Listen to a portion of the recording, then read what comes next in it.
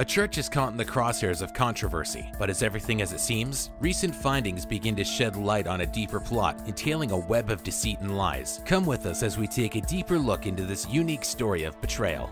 There will be evil men that will rise up against God. I've been a blogger for a long time, and it doesn't take much to cross-examine the public information picked up by major news outlets to sell their story. I have spent months studying the allegations of ex-members of the Word of Faith Fellowship that are repeatedly in the media reporting their sufferings and abuses suffered. When I started my investigation, I began to look into police records surrounding the case through the Freedom of Information Act, which allowed me to run a report on the members claiming abuse. What I found was perplexing. The individuals listed in the articles I checked had no record of any report relating to abuse by the church, except in 2 instances. However, what I did find was an assortment of charges ranging from possession of a controlled substance to DUI and even theft. As I went further and further down the list, I began to question the credibility of these ex-members. When it came to most of the allegations, the individuals who did make reported claims took months, and in many cases, years before they ever reported anything to authorities seeking help.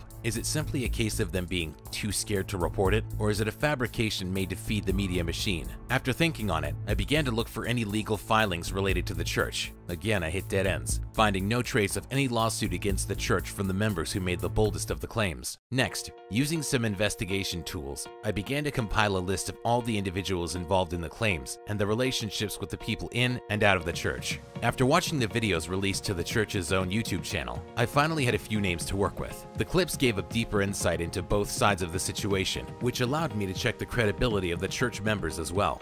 This was probably the hardest part of my study, but it immensely helped me in forming my final opinions of the situation. My findings were interesting to say the least.